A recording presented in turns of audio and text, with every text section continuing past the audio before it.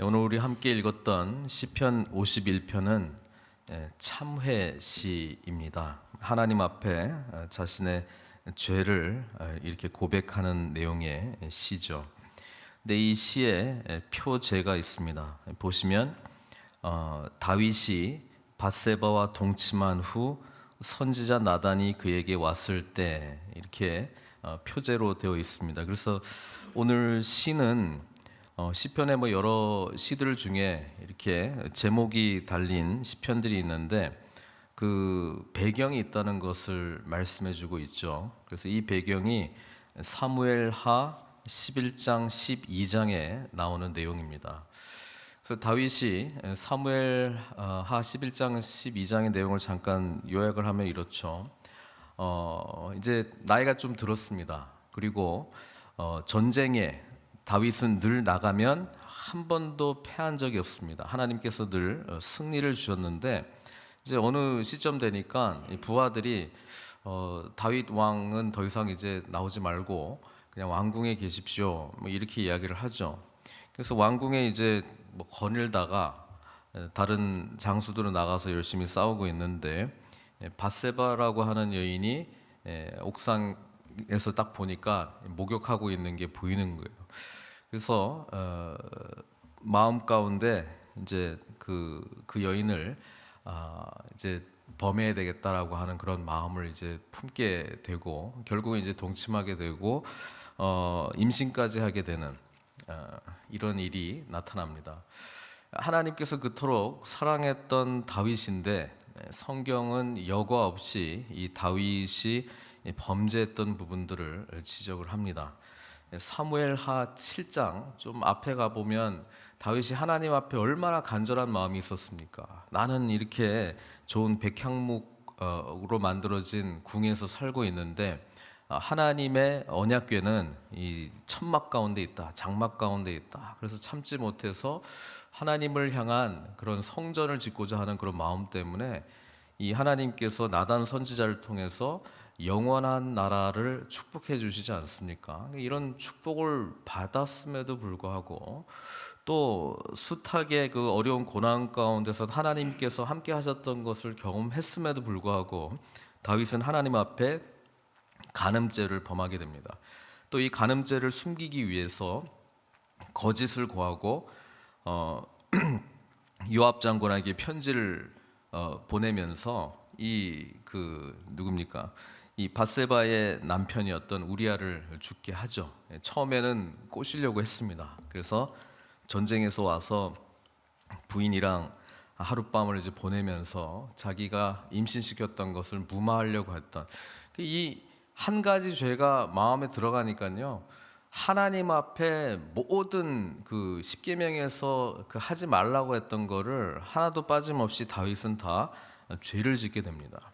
그리고 나중에 하나님께서는 나단 선지자를 통해서 그 죄를 이제 지적을 해주시죠. 우리가 잘 아는 비유의 내용을 이야기합니다.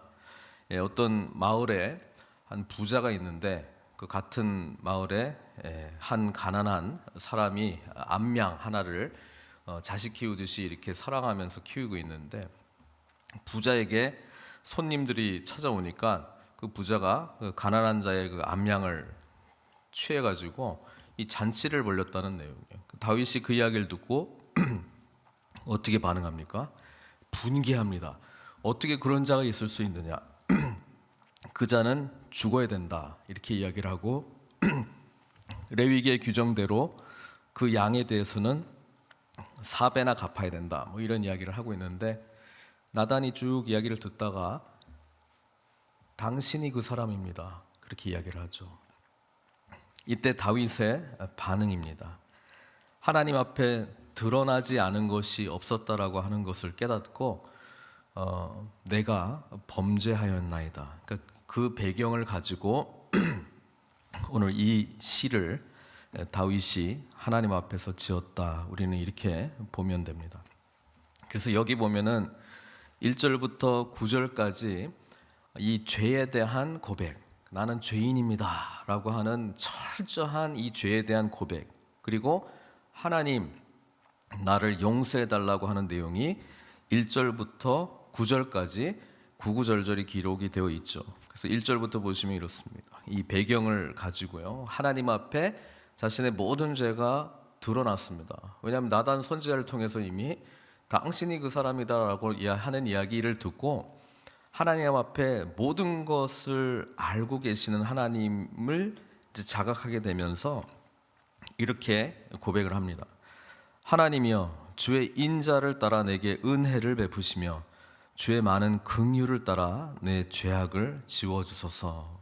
그러니까 하나님 앞에 지금 다윗이 용서를 구하는 근거가 있죠. 그게 뭐냐면 하나님의 인자하심입니다. 뭐 인자가 뭐 자비롭고 아주 그냥 인자하신, 우리가 잘 쓰는 그런 표현이라기보다도 헤세드라고 하는 단어입니다. 이 헤세드라고 하는 단어는 하나님의 불변하는, 영어로는 unfailing love로 번역을 했죠.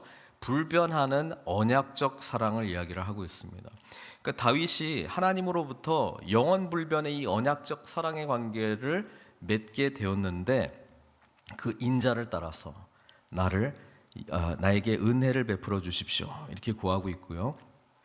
또 하나님이 어떤 분이십니까? 긍휼이 많으신 하나님이시잖아요. 그래서 하나님의 긍휼, 자비를 구하고 있습니다. 그것을 따라서 내 죄악을 지워 주소서. 우리는 이 시편을 통해서 하나님 앞에 범죄한 죄 가운데 있는 우리가 어떤 모습으로 하나님을 찾아야 되는지를 사실 다윗의 이 시가 우리에게 가르쳐주고 있죠. 우리는 하나님이 어떤 분이신가를 분명히 봐야 됩니다. 말씀 속에서 하나님께서는 사랑의 하나님이시고 하나님께서는 긍휼과 은혜와 인자, 헤세드를 베푸시는 분이시라고 하는 것을 우리는 늘 기억하고 그분 앞에 나와야 된다는 것을 이야기하고 있습니다. 나의 죄악을 말갛게 씻으시며 나의 죄를 깨끗이 제하소서. 다윗은 죄의 문제를 해결해 주실 수 있는 분은 하나님밖에 없다라고 하는 이 고백을 하고 있습니다. 그리고 하나님과 우리의 관계 속에서 사실 이 죄의 문제 때문에 모든 문제들이 파생적으로 나타나고 있는 것이죠. 죄가 무엇입니까? 하나님을 알지 못하고 하나님의 말씀대로 순종하지 않았던 아담의 그 범죄가 우리 가운데 나타나 있는 것 아닙니까? 하나님 없이 우리 스스로가 우리의 삶을 주관하고 살아갈 수 있다라고 하는 것 아닙니까? 연약한 우리가 아담과 하와 이후에 타락하고 죄 가운데 살아가고 있는 우리가 하나님 없이는 살 수 있는 존재가 아니라는 것, 그게 바로 죄된 우리를 인식하고 주님을 붙드는 참된 신앙의 모습이라고 하는 것을 말씀해주고 있죠. 그래서 1절에 죄에 대해서 용서해 주십시오, 깨끗게 해 주십시오라고 하는 내용이 나오고 뒷부분에도 이렇게 샌드위치처럼 나와 있죠. 7절에도 나와 있고 9절에도 나와 있습니다. 그래서 그 부분을 이제 좀 보기 전에 3절부터 이제 5절까지는 죄악의 삶을 살고 있는 자기가 어떤 존재인가에 대해서 지금 고백하고 있습니다. 무릇 나는 내 죄가를 아오니 내 죄가 항상 내 앞에 있나이다. 여러분, 우리가 다윗도 그런 하나님 앞에 늘 은혜를 받고 그런 보호하심과 인도하심 속에서 살아간 자였는데 언제 자기가 죄를 짓고 있는 것을 망각하냐면 내가 하나님의 임재 앞에 있다, 하나님께서 나와 함께 하신다라고 하는 사실을 망각할 때 눈 가리고 아웅하는 거예요. 내가 죄를 짓고 있는데도 그 죄가 아무도 모를 거라고 생각을 하고 있는 거예요. 여러분, 그래서 우리는 어떨 때 내가 죄 가운데 있는가를 직면하냐? 하나님 앞에 하나님의 임재 가운데 있다라고 하는 인식 속에 내 죄를 발견할 수 있다는 것이죠. 그게 오늘 지금 저희가 하는 것처럼 말씀을 펴놓고 말씀을 묵상할 때 우리 자신의 부족한 부분들이 나타나는 것이죠. 그게 바로 나단 선지자가 나타났을 때에 다윗이 자기의 죄를 깨닫게 된 사건과 똑같습니다. 왜냐하면 나단 선지자가 하나님의 말씀을 대언하는 사람이잖아요. 그러니까 하나님의 말씀 앞에 서 있을 때 다윗은 비로소 그때 당신이 그 사람이다라고 하는 음성을 듣게 되었다라고 하는 것입니다. 그래서 우리는 늘 말씀을 가까이, 하나님의 음성을 가까이, 하나님의 임재 가운데 나아가는 그런 모습 속에서 내가 얼마나 철저한 죄 가운데 있는가를 깨닫게 된다는 것입니다. 그래서 다윗이 깨달은 자기 자신의 모습은 이런 거죠. 나는 내 죄가를 아오니, 사실 자기는 그래도 뭐 내가 왕이고 난 그래도 괜찮게 살아가고 있고 뭐 이 정도는 이때까지 내가 이 나라를 위해서 헌신했던 거에 비하면 그래도 좀 넘어가도 될 만한 것 아닌가라고 스스로를 계속 정당화시키고 있는지도 모르겠습니다. 근데 하나님의 말씀 앞에 설 때 우리는 그 절대적인 기준이 무엇인지를 알게 되죠. 말씀 앞에 서지 않을 때는 내가 자꾸 기준이 되는 거예요. 내 기준은 자꾸 바뀌는 거예요. 내 편의대로 자꾸 바뀌는 거예요. 나를 스스로 정당화시키려고 무진장 많이 노력합니다. 괜찮아. 내가 이때까지 했던 헌신에 비해선 뭐 이 정도는 하나님께서 사랑의 하나님이시니까 봐줄 거야. 다른 사람에게는 내가 그 잣대를 대도 적어도 나한테는 다른 잣대를 대야지. 그렇지 않습니다. 하나님께서는 반드시 말씀의 기준에 의해서 우리를 보기를 원하신다는 것이죠. 다윗이 이렇게 이야기해요. 내 죄가를 아오니 내 죄가 항상 내 앞에 있나이다. 나는 죄 가운데에 살아가고 있는 존재라고 하는 철저한 고백을 합니다. 내가 주께만 범죄하여 주의 목전에 악을 행하였사오니 주께서 말씀하실 때에 의로우시다. 나단 선지자를 통해서 말씀하셨잖아요. 하나님 말씀은 의로우신 말씀이십니다. 하고 주께서 심판하실 때에 다윗이 어떤 심판을 받게 됩니까? 밧세바가 임신했던 그 아들을 하나님께서 그 죄에 대한 대가로 죽이시겠다고 말씀하시지 않습니까? 그래서 첫 아들은 죽습니다. 다윗은 하나님 앞에 금식하고 회개하는 마음으로 하나님 용서해달라고 그렇게 부르짖었는데도 결국은 첫 아들은 죽죠. 하나님께서는 죄에 대한 반드시 심판을 받으신다는 겁니다. 그래도 하나님은 또 은혜와 자비의 하나님이시니까 둘째 아들을 또 축복하시죠. 둘째 아들에게 하나님께서 사랑하는 자 여디디아라고 하는 이름을 붙여주는데 그 아이가 누가 됩니까? 솔로몬이 된다는 거예요. 내가 주께만 범죄하여 주의 목전에 악을 행하였사오니 주께서 말씀하실 때 의로우시다 하고 주께서 심판하실 때에 순전하시다 하리이다. 자기 자신의 죄된 모습 그리고 하나님의 말씀은 의로우신 말씀입니다. 심판하실 때에 순전하신 것입니다 라고 고백하게 되었다는 것이죠. 내가 죄악 중에서 출생하였으며, 자기는 태생부터가 죄라고 하는 것을 고백합니다. 그래서 우리는 이 죄가 어디까지 갑니까? 출생과 출생과 출생을 이어서 아담과 하와가 지었던 그 원죄, 하나님께서 말씀하시는 대로 순종하지 아니하고 믿지 못한, 그리고 사단의 말을 오히려 믿었던 교만, 그리고 이 엄청난 죄, 그래서 하나님과 우리가 단절되어서 그 이후에 태어나는 모든 자들에게 주어진 이 원죄의 내용에 대한 고백까지 이르게 된 거죠. 내가 죄악 중에서 출생했습니다. 어머니가 죄 중에서 나를 잉태하였나이다. 이것은 어떤 인간도 피할 수 없는 우리의 현존이라고 하는 것을 이야기해주고 있습니다. 보소서, 주께서는 중심이 진실하심을 원하시오니 내게 지혜를 은밀히 가르치시리이다. 하나님 앞에 우리가 진짜 원하는 것을 발견해 나가는 것이 우리가 하나님 앞에 신앙생활하는 것 아니겠습니까? 하나님은 우리의 중심의 진실함을 원한다는 거예요. 근데 하나님과의 첫 번째 단계에서 우리가 해야 될 게 뭐냐면, 나는 죄인입니다. 나는 죄 가운데 있는 자입니다. 나는 하나님께서 나를 구원해 주시지 않는다면 결코 스스로 의로워질 수도 없고 하나님께서 나를 창조하신 대로의 삶을 살아갈 수 없는 자입니다 라고 하는 그 고백이 우리 입술 가운데 나와야 된다는 거예요. 거기에 사실 소망이 있는 것 아닙니까? 그러면서 계속적으로 이야기합니다. 우슬초로 나를 정결하게 하소서. 우슬초가 정결하게 하는 예식에 많이 사용이 됩니다. 그래서 성경에 나와 있는 첫 번째 우슬초 사용의 예를 보면은 출애굽기 12장에 나와요. 출애굽기 12장이 뭐냐면 모든 장자들을 죽음의 사자가 다 죽이는 것이죠. 그때 우슬초를 갖고 뭘 합니까? 양, 염소의 피를 우슬초를 찍어가지고 문지방에 바르는 그걸 하죠. 그게 우슬초가 사용된 첫 번째 예인데요. 우슬초는 결국 우리로 하여금 뭐예요? 그 어린 양 또는 염소의 피로 말미암아 우리를 정결케 해주는 것을 이야기를 해주고 있습니다. 또 레위기에 보면은 문둥병자, 나병 환자들이죠. 그들을 정결케 하는 예로 우슬초가 사용이 됩니다. 나병 환자는 하나님 앞에 공동체 앞에 결코 들어갈 수 없는 자입니다. 공동체 밖에서 살아야 되고 혹 그 병이 치유가 됐다고 판단이 될 때 제사장이 진단을 하고 거기다가 이제 우슬초, 그렇죠?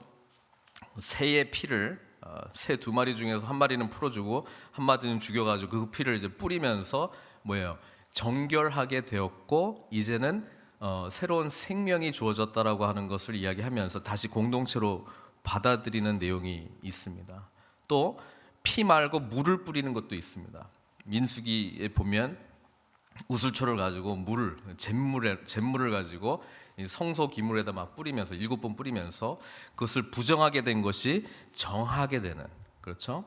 그래서 이 우슬초가 상징하는 것은 죄 가운데 있던 것, 사람 또는 부정하게 되었던 것 또는 사람이 하나님 앞에 깨끗한 모습으로 뭔가 뿌림을 받고 정결해지는 것을 이야기해주고 있습니다.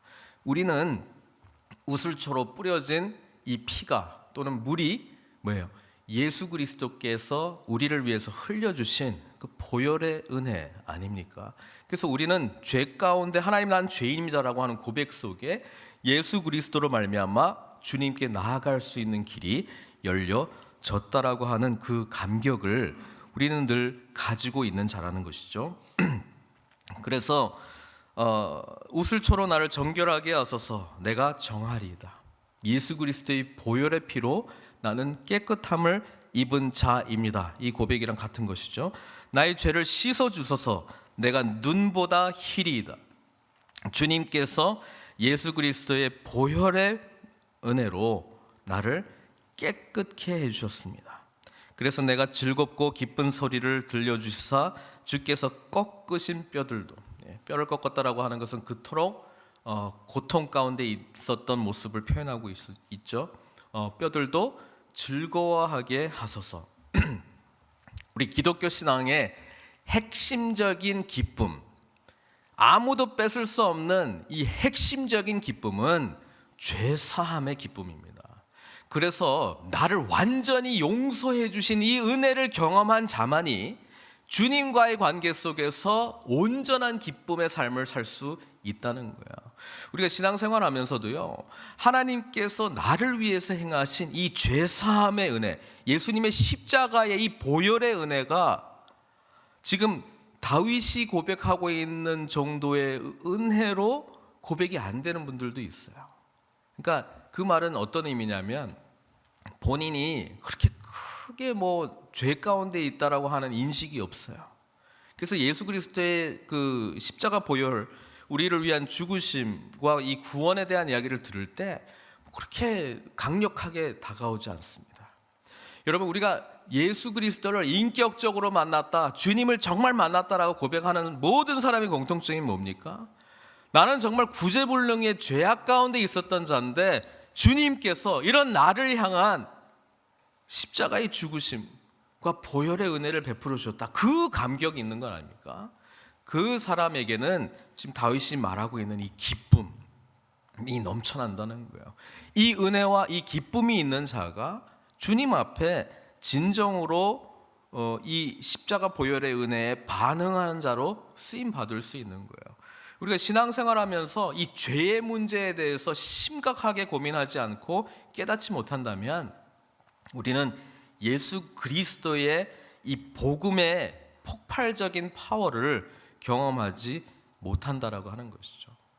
그래서 본인이 뭐 그렇게 뭐 잘못하고 부족한 건 아닌데 뭐 지금 다윗이 고백하는 뭐 이 정도의 죄까지는 내가 죄인인 것 같지는 않다 라고 하는 인식 속에서 신앙생활을 해나갈 때는 예수 그리스도가 필요가 없는 거예요. 어떤 면에서는요. 그러니까 주님 없이도 그냥 교회 생활할 수 있고 종교 생활할 수 있고 같이 뭐 예배당에 나오는 사람들과 교제하면서 나름대로 어떤 삶을 살 수 있는 거예요. 그러나 예수님의 복음의 핵심은 죄사함의 은혜죠. 이 은혜를 우리가 경험해야 된다는 것입니다. 그래서 이 죄의 고백과 용서에 대한 이야기 후에 9절부터 12절까지는 이제 뭘 구하고 있냐면은 회복에 대한 이야기를 하고 있습니다. 내가 죄인이라는 것을 고백했죠. 나는 죄인입니다. 나의 죄를 용서해 주소서. 이 고백 다음에 뭘 원하냐면 회복에 대한 고백을 하고 있는 거예요. 어떤 고백을 하고 있습니까? 하나님이여, 10절부터요. 내 속에 정한 마음을 창조하시고 내 안에 정직한 영을 새롭게 하소서. 굉장히 중요한 고백이죠. 자, 우리는 이 기도를 해야 되는 거예요. 내 자신 안에는 하나님 앞에 나아갈 수 있는 선한 것이 하나도 없다는 걸 고백하고 있는 거예요. 그러니까 하나님, 내 속에 정한 깨끗한 마음을 창조해 주십시오. 만들어 주십시오. 그리고 내 안에 정직한 영을 새롭게 해 주십시오. 우리가 예수 그리스도를 믿으면 우리가 새로운 피조물이 됐다라고 고백을 하잖아요. 그게 다른 게 아니라 우리 안에 예수 그리스도의 그런 놀라운 은혜로 말미암아 새로운 마음과 새로운 영이 창조되었다라고 하는 것을 이야기해 주고 있습니다. 이것은 에스겔 선지자가 이미 예언을 했었죠. 에스겔 36장 26절 27절 말씀 뭐라고 되어 있습니까? 또 새 영을 너희 속에 두고 새 마음을 너희에게 주되 너희 육신에서 굳은 마음을 제거하고 부드러운 마음을 줄 것이며, 이게 하나님의 약속이거든요. 또 내 영을 너희 속에 두어 너희로 내 율례를 행하게 하리니 너희가 내 규례를 지켜 행할지라. 그래서 죄 가운데 철저한 죄의 고백 없는 자는 어떻게 하면은 하나님께로 받은 은혜로운 삶을 살려고 하냐면 자기가 노력해서 지키려고 해요. 새 마음이 창조된 게 아니고요. 나는 이 나의 마음이 덜 죄를 먹었어. 그래서 덜 죄를 먹은 이 마음의 의지를 가지고 열심히 뭔가 해봐야지라고 하는 자기 열심으로 변화된 삶을 살아가려고 노력을 합니다. 이게 얼마나 힘듭니까? 불가능한 일을 지금 하고 있는 거고, 복음이 말한 대로 우리가 하는 게 아니거든요. 복음은요, 우리에게 새로운 마음을 주신대요. 그 에스겔 말씀처럼 새 영을 우리에게 주시겠대요. 그게 신약에서는 뭡니까? 바로 성령님이시에요. 성령님께서 인도하시는 삶을 우리가 살아가야 된다는 것을 성경은 이야기해주고 있고, 그래서 뭐 요한복음에 보면 성령께서 하시는 역할에 대한 이야기가 나오지만 성령으로 말미암아 변화된 삶에 대한 이야기는 바울의 서신들과 특별히 사도행전을 통해서 역사하고 있는 건 아닙니까? 성령께서 역사하시면 새로운 마음과 새 영을 부어주셨기 때문에 새로운 존재가 된 거예요. 그 기도를 다윗이 하고 있다니까요. 지금 나를 주 앞에서 쫓아내지 마시고, 나오잖아요. 주의 성령을 내게서 거두지 마소서. 주의 구원의 즐거움을 내게 회복시켜 주시고, 신앙생활의 모든 힘의 바탕은요, 구원받았다라고 하는 이 즐거움과 기쁨, 여기로부터 말미암은 자원하는 심령입니다. 그래서 교회 일을 할 때 정말로 우리가 이걸 내가 왜 하는가에 대한 깊은 성찰이 좀 필요합니다. 우리가 주의 일을 할 때는요, 내가 맡았기 때문에 아이고 그래도 내가 이 일을 해야 되기 때문에 이게 주가 되면 안 되고요. 나는 용서받을 수 없는 자인데 하나님께서 나를 귀하게 여기셔서 그분의 독생자 예수 그리스도를 죽이시기까지 나를 위한 이 죄의 문제를 해결해 주시고 나를 하나님의 자녀로 삼아 주셨다라고 하는 이 놀라운 감격 때문에 우리는 뭐예요? 주께서 요구하시는 아무리 작은 일이라도, 뭐 성전의 문지기라도 감격 속에서 일을 하는 거예요. 그래서 같은 봉사 일을 할 때도요, 이 구원의 감격 속에서 일하시는 분은 늘 즐거워요. 왜? 그 안에 하나님의 뜻과 하나님의 부르심과 하나님께서 나를 향한 그 놀라운 사랑의 은혜 때문에 반응하기 때문에 그렇다는 것이죠. 다윗이 그 기도해요. 주의 구원의 즐거움을 내게 회복시켜 주시고, 죄 가운데 완전히 죽을 수밖에 없었던 죄 가운데 태어났던 자기를 구원해 주신, 나를 회복시켜 주시고 자원하는 심령을 주사. 성령께서 역사하시면요, 우리 안에 예수 그리스도의 그 영이 충만하게 되는 거거든요. 그래서 하나님께서 말씀하시는 것이 너무나 그 진리로 우리에게 다가오고요, 내 자신이 얼마나 구원받아 마땅한 죄악 가운데 있었던 자라고 하는 사실을 깨닫게 되고요, 그래서 구원받았기 때문에 하나님의 이 놀라운 은혜와 하나님 나라로 부르심 받았다라고 하는 사실이 막 은혜 가운데 깨달아지면서 우리에게는 자원하는 마음으로 반응하려고 하는 그런 은혜를 무진장 부어주십니다.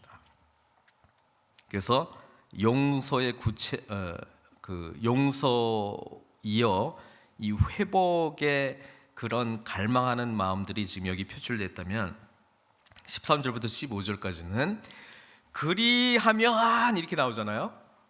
이제 서원기도예요, 서원기도. 그럼 내가 이렇게 살겠습니다. 지금 자원하는 심령에 대한 구체적인 내용이 나오는데 뭡니까? 세 가지 이야기하죠. 그리하면 하나님이 이렇게 해주시면 내가 범죄자에게 주의 도를 가르치리니 죄인들이 주께 돌아오리이다. 전도자의 삶을 살겠다는 거예요. 자기가 구원받았기 때문에 구원 안 받은 죄인들을 향해 나아가서, 야, 너희들도 구원받아, 주의 도를 가르치고 주께 돌아오겠습니다. 전도자의 삶을 산다니까요. 그리고 14절은 뭐예요? 하나님이여 나의 구원의 하나님이여 피 흘린 죄에서 나를 건지소서. 내 혀가 주의 의를 높이 노래하리이다. 찬양하는 자, 예배하는 자로 서겠다는 결단을 하죠. 그렇죠. 참되게 늘 하나님을 노래하고 하나님을 높이 찬양하는 예배자의 삶을 산다고 이야기하잖아요. 세 번째, 주여 내 입술을 열어주소서. 내 입이 주를 찬송하여 전파하리이다.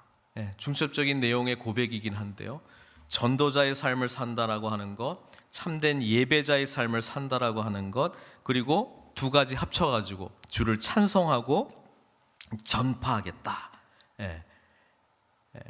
결국 그거예요.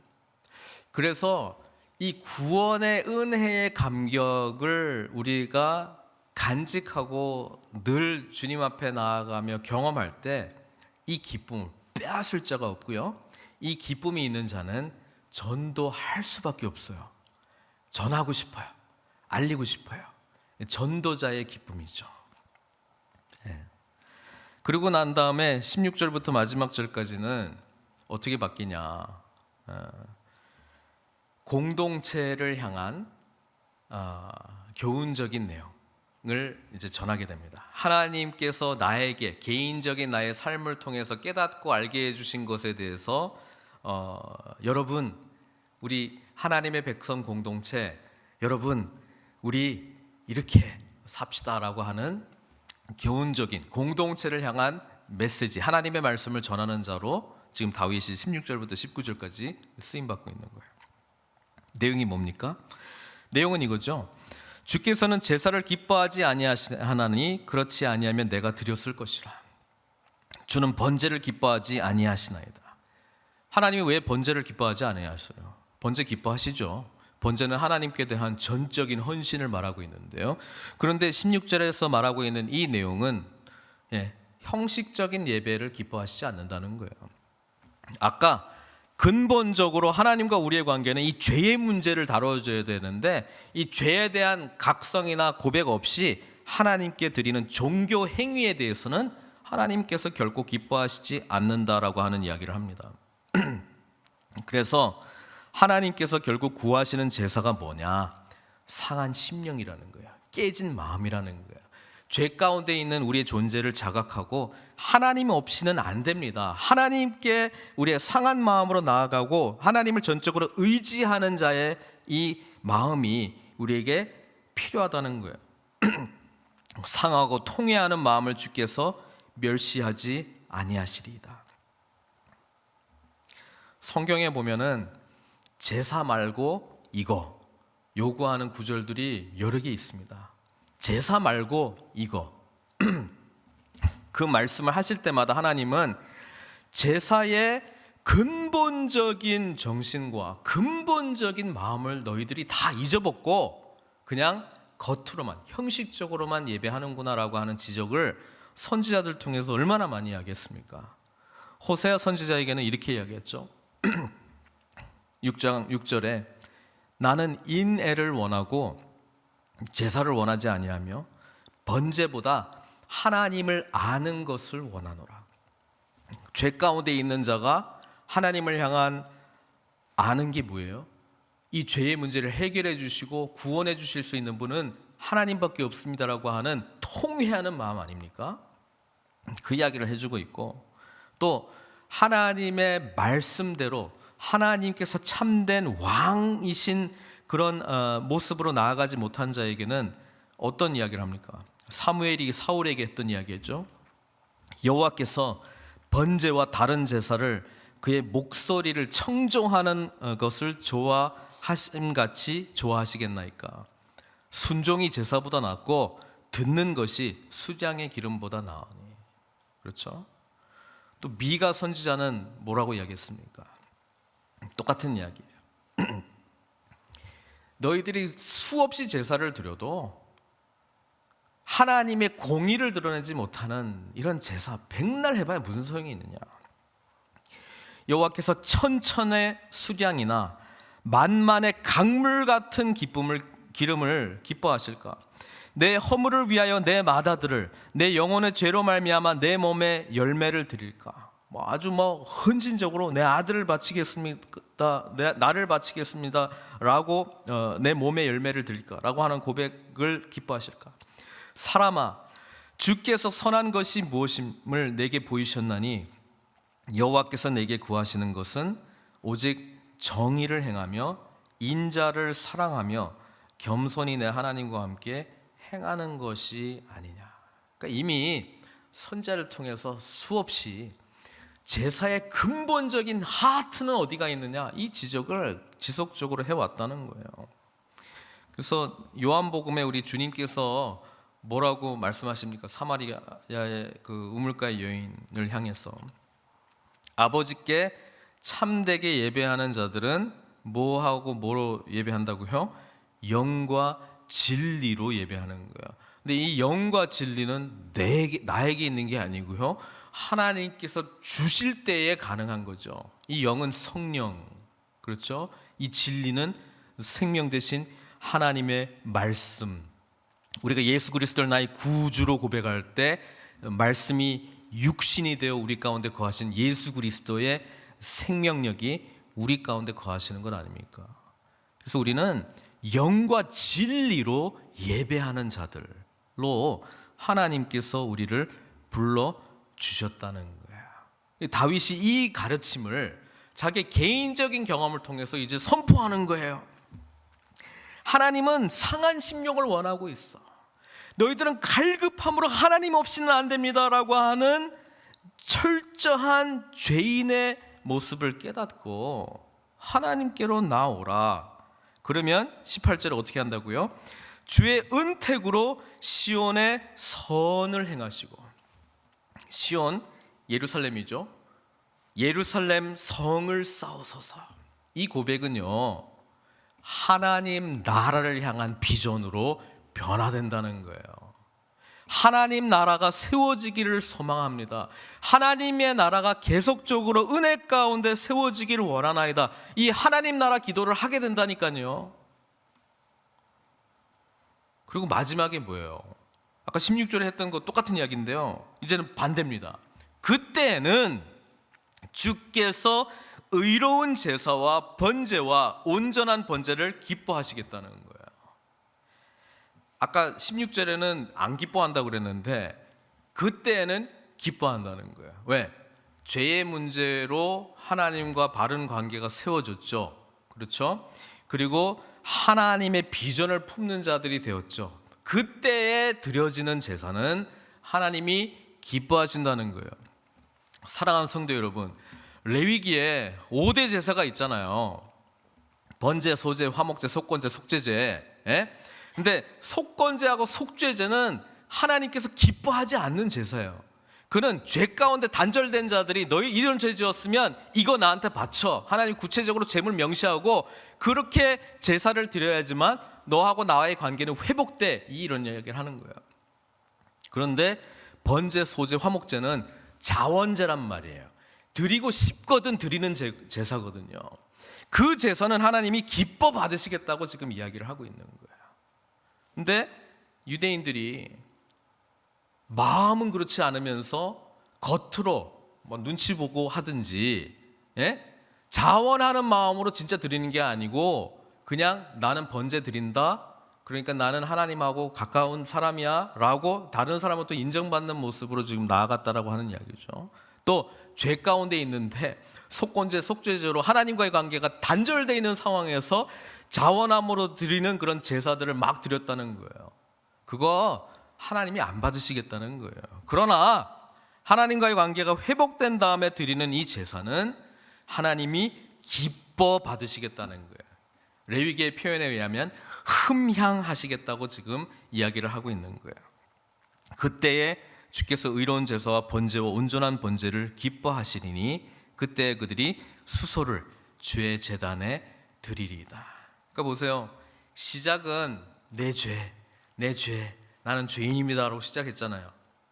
그러다가 하나님 용서해 주십시오, 용서해 주십시오로 시작했잖아요. 그러다가 회복의 기도를 하기 시작해요. 적극적인 회복의 기도. 하나님, 제 안에 답이 없으니까 하나님 새로운 영을 주십시오. 새 마음을 창조해 주십시오. 하나님을 향한 간절한 갈망으로 변화되잖아요. 그러고 난 다음에 뭐예요? 주님께서 이렇게 해주시면 제가 이렇게 살겠나이다. 전도자의 삶, 예배자의 삶 이야기하잖아요. 그러고 난 다음에 그 은혜 가운데 다윗이 나아가게 될 때에 깨달아진 게 있어요. 공동체가 보이고 하나님 나라가 보이는 거야.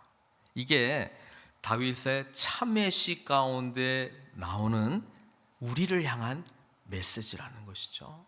우리가 나아가야 될 방향을 지금 가르쳐주고 있는 겁니다. 하나님 앞에 늘 우리가 어떤 모습으로 있는지 기도 가운데, 말씀 가운데 늘 점검하십시오. 그리고 깨져 있는 모습이라면, 또 연약한 부분들이 보인다면 하나님 앞에 간절히 기도하십시오. 용서해달라고 기도하시고 회복받으시고, 그리고 뭐예요? 내 안에 이미 계신 성령께서 새 마음을 창조하시는 그 활동이 충만함으로 이루어지게 계속 기도해야 되는 거예요. 그리고 하나님께서 자원하는 심령을 주셔서 이 복음을 증거하는 증거자의 삶과 예배자의 삶을 살도록 기도하시고, 또 우리 공동체를 향해서 주시는 하나님 나라에 대한 비전, 그렇죠? 그리고 참된 예배자로 하나님 앞에 온전히 영광 돌리는 그 모습으로 우리를 부르고 계시다는 말씀입니다. 여러분, 이 다윗의 참회시를 가지고 오늘 같이 기도하기를 소망합니다. 기도하시겠습니다. 늘 우리에게 생명의 말씀을 주시는 하나님을 찬양합니다. 다윗의 이 참회시로 말미암아 주시는 하나님의 영적 교훈들 마음판 가운데 새기고 구원받은 자의 기쁨과 감격으로, 그리고 하나님 앞에 자원하는 심령으로 서원한 내용들을 가지고 참된 예배자의 삶, 전도자의 삶을 살아가는 저희들 될 수 있도록 인도하여 주시옵소서. 우리 공동체 가운데 시온에 베풀어 주신 하나님의 은택을 입는, 그래서 우리 하나님 나라가 계속적으로 세워져 가는 그런 비전으로 우리를 또한 불러 주셨사오니 마땅히 쓰임 받고 아버지 하나님 앞에 귀한 질그릇으로, 도구로 사용되는 저희들 될 수 있도록 은총 베풀어 주시옵소서. 이외 기도하는 내용들 가운데도 선하신 하나님의 인도하심이 있을 줄 믿고 예수님의 귀하신 이름으로 기도드리옵나이다.